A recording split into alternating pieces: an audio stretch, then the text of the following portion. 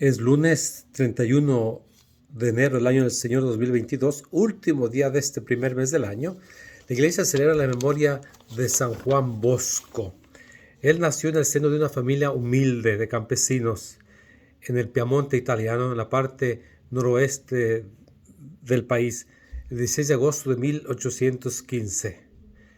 Tuvo una infancia y una adolescencia muy sufridas. Ya como sacerdote se consagró con todas sus fuerzas, con todo lo que él podía, a la educación de la juventud. Murió en Turín el 31 de enero de 1888. Él fundó dos órdenes religiosas que llamamos los padres salesianos y las religiosas salesianas, que todos se dedican al cuidado de la juventud. El Evangelio de hoy está tomado de San Marcos, capítulo 5, versículo del 1 al 20. En aquel tiempo, después de atravesar el lago de Genezaret, Jesús y sus discípulos llegaron a la otra orilla, a la región de los Gerasenos. Apenas desembarcó Jesús, vino corriendo desde el cementerio un hombre poseído por un espíritu inmundo que vivía en los sepulcros. Ya ni con cadenas podían sujetarlo. A veces habían intentado sujetarlo con argollas y cadenas, pero él rompía las cadenas y destrozaba las argollas. Nadie tenía fuerza para dominarlo. Se pasaba días y noches en los sepulcros o en el monte, gritando y golpeándose con piedras. Cuando aquel hombre vio de lejos a Jesús, se echó a correr. Vino a postrarse ante él y gritó a voz en cuello: ¿Qué quieres tú conmigo, Jesús, Hijo de Dios Altísimo? Te ruego por Dios que no me atormentes. Dijo esto porque Jesús le había mandado al espíritu inmundo que saliera de aquel hombre. Entonces le preguntó Jesús: ¿Cómo te llamas? Le respondió: Me llamo Legión, porque somos muchos. Y le rogaba con insistencia que no los expulsara de aquella comarca. Había allí una gran piara de cerdos que andaban comiendo en la falda del monte. Los espíritus le rogaban a Jesús: Déjanos salir de aquí para meternos en esos cerdos. Y él se lo permitió.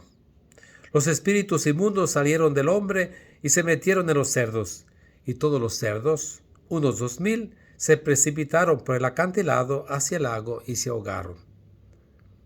Los que cuidaban los cerdos salieron huyendo y contaron lo sucedido en el pueblo y en el campo.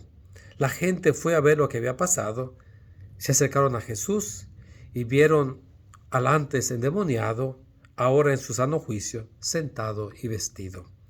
Entonces tuvieron miedo, y los que habían visto todo les contaron lo que había ocurrido al endemoniado y lo de los cerdos. Ellos comenzaron a rogarle a Jesús que se marchara de su comarca. Mientras Jesús se embarcaba, el endemoniado les suplicaba que lo admitiera en su compañía, pero él no se lo permitió y le dijo: Vete a tu casa a vivir con tu familia y cuéntales lo misericordioso que ha sido el Señor contigo. Y aquel hombre se alejó de ahí y se puso a proclamar por la región de Decápolis lo que Jesús había hecho por él. Y todos los que lo oían se admiraban. Palabra del Señor. Es una situación muy compleja y un milagro extraño. Es un hombre verdaderamente que ha sufrido mucho. Está poseído por el demonio, está en el panteón del cementerio, lugar de los demonios, por así decir, era la idea que tenían los judíos en aquel tiempo. Una situación que ya nada se podía hacer. Pero era una, que dice Jesús, un personaje fuerte, los demonios. Pero ante Jesús no tiene alternativa. Y por eso cuando ven a Jesús se echan a correr hacia Jesús y se postran ante él. Es decir, los demonios reconocen la autoridad de Jesús y por eso saben quién es, el Hijo del Dios Altísimo.